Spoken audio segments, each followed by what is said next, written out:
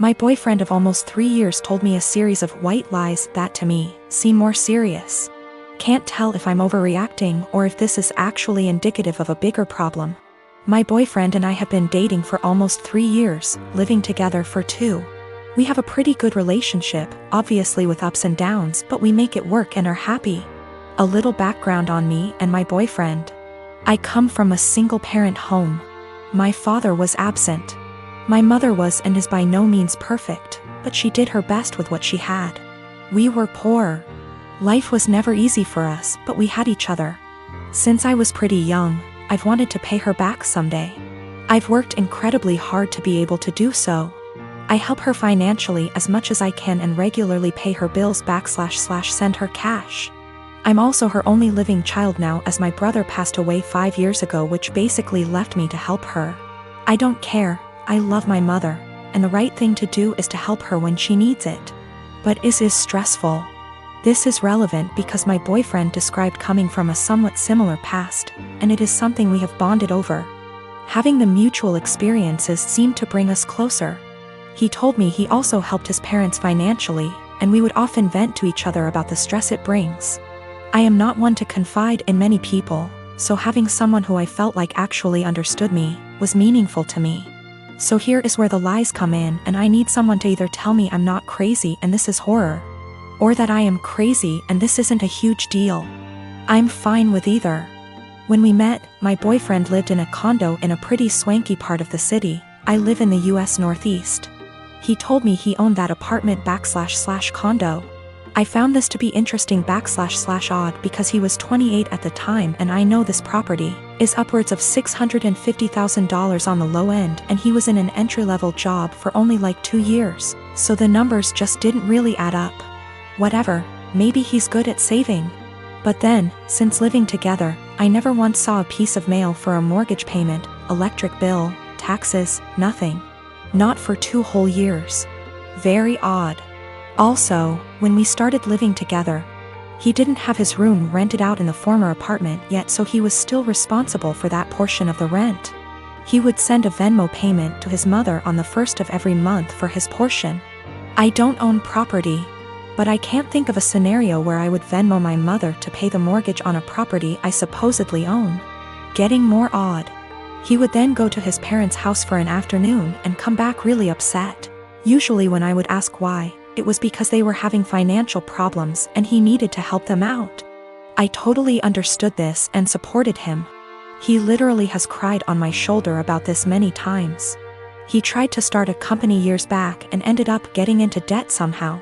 He told me this debt was $17,000 and that he paid it off.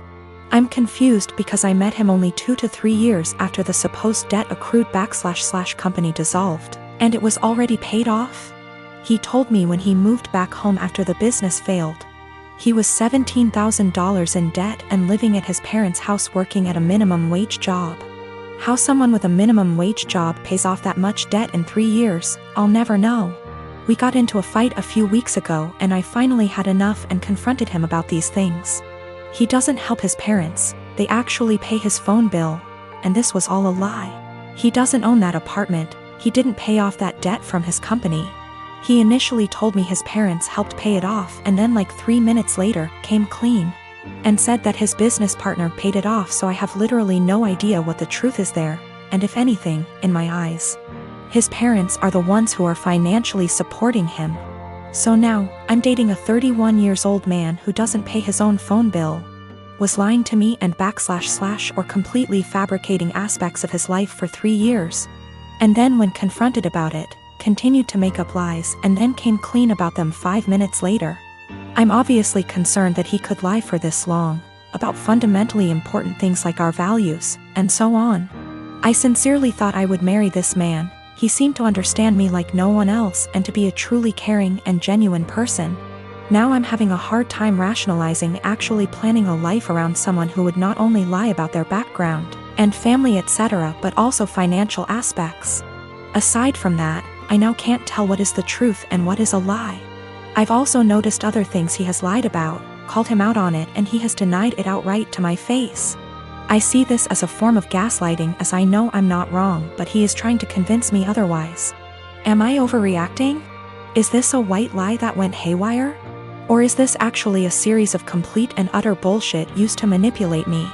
And also, is it insane for me to actually consider a life with this man? My apartment complex didn't do traditional trick or treating on Halloween. Residents were advised to set out pre-packaged individual candy bags on their patios / front door areas if they wanted to participate, but the traditional knock on door, physically hand strangers candy was not permitted. So, Halloween comes and the kids are all dressed up and each building has a scheduled time where the kids go door to door.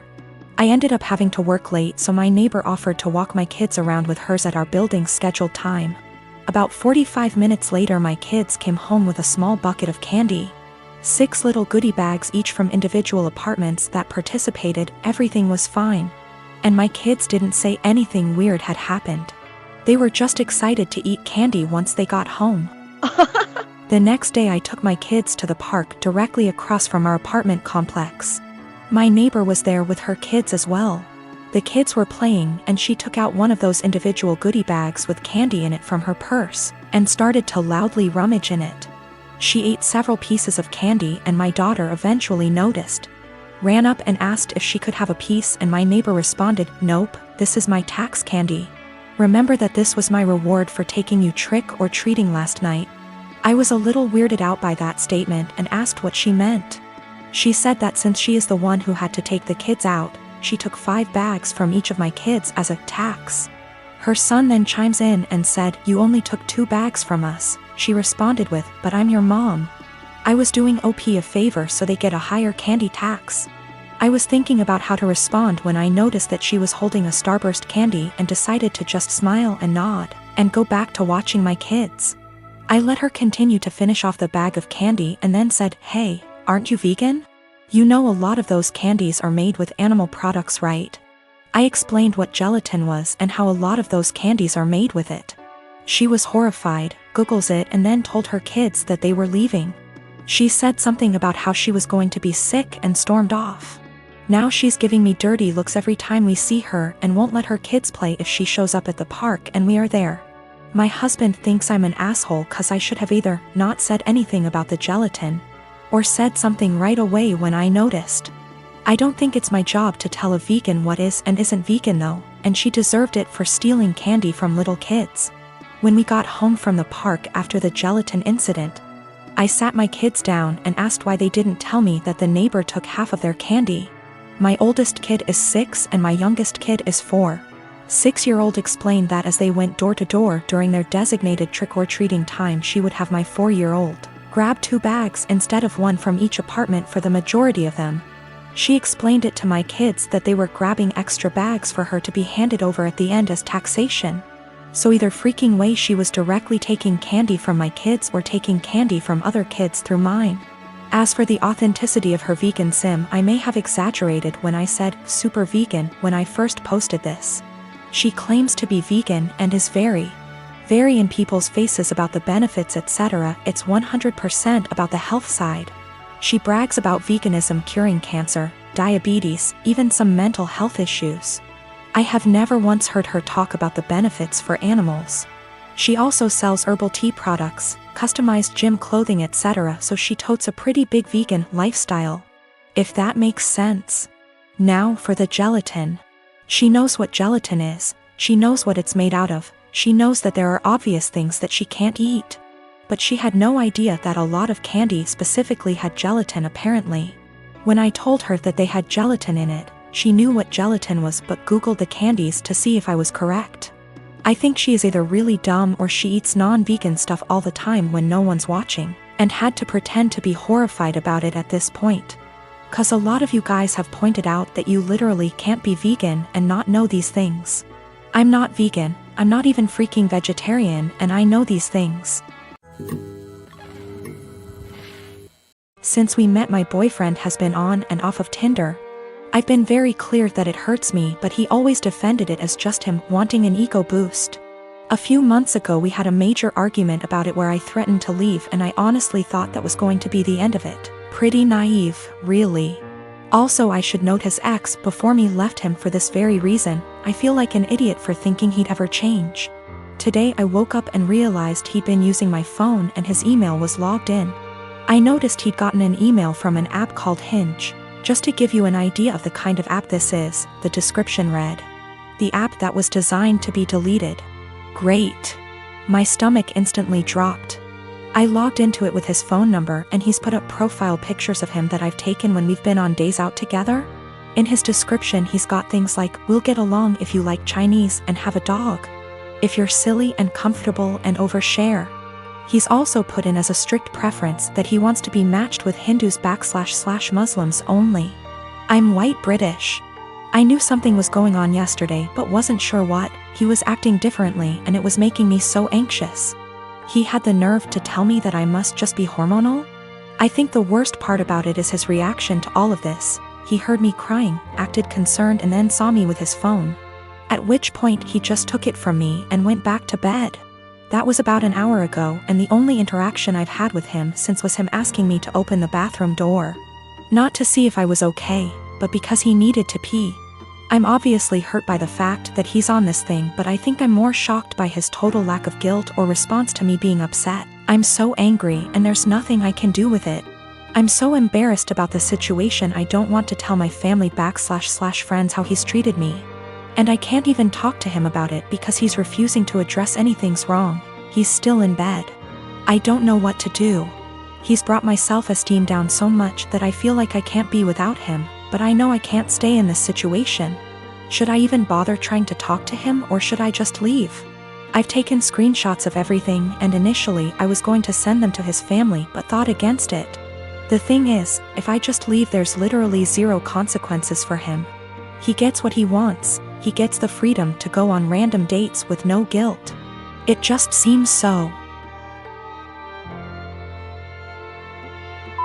unfair that I'm the one left heartbroken and he gets to party up. I got myself and my stuff together, packed it in my car and left. It felt impossible. There was a lot of stuff and I was a wreck, but I managed it in the end. Throughout the whole time, he was just in bed pretending to sleep, which made me angry more than anything. I felt like he couldn't care less. We'd been living together for 2 years, but fortunately, in September I decided to get my own student apartment.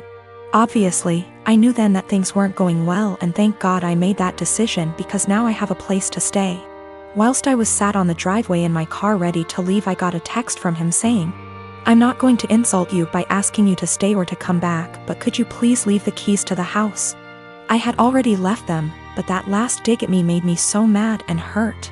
No apology, no goodbye. Just leave the keys. I guess that's my closure. I'm sad that this shit show of a relationship has come to an end, angry that it happened the way it did, but funnily enough, I'm relieved. I can do what I want now and get on top of my self-esteem issues.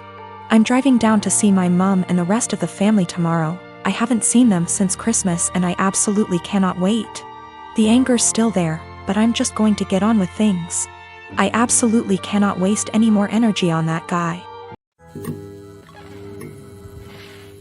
I've always cleaned as I cook so that when it gets to the end of the meal, there's minimal mess. My husband is the opposite. When he cooks, it's like a bomb went off. I've encouraged him to clean as he cooks. And if we're doing a big meal/holiday meal together, I often make sure to assign him that role. Like most people, one of us cooks, the other one cleans up. I am the better cook, so I cook like 80% of the time. He gets an easy cleanup. I'm busier than usual at work, so he's had to step up. Whenever he's done, the kitchen is a mess. I don't even get how it happens. There will be oil splatters untouched, stuff drying to dishes, peels and meat. I'm not about to let food sit out overnight, so after I'm done eating I'll start the process and won't get to really relax much. Last week I asked if he could please try cleaning as he cooks. He told me the rule is one person cooks, the other person cleans. I said, I get that, but you're leaving me with a huge mess every night. He said, I just don't have the time to clean up when I'm focused on cooking, knowing full well I'll see him scrolling on his phone. I just got so fed up, so on Sunday I made a big pot of chili. I didn't clean up as I worked. When I was done, I served him, sat down, enjoyed a beer and dinner. When he finally went into the kitchen, he said, "What the?" Why is there such a mess? I said that I was too busy paying attention to the chili to clean up. I started to get ready for bed. He was like, "You're just going to leave this here?" And I said yes. He said he would have to wake up extra early to clean up and that he had to be at work earlier than usual, and was supposed to play a game with his friends later that night, so could I just clean up? I said no, I cooked, so he has to clean. 2 days later he's still pissy with me because he ended up not being able to game and told me that he didn't get enough sleep, and was exhausted at work. Not to be too snarky, but it's not like he's a surgeon, because I had to prove a point to him. I told him that nothing else seemed to get his attention, and I feel pretty justified. He told me I was being a smug asshole about it and it was childish. We don't have a dishwasher, there's no room for one, so everything has to be done by hand.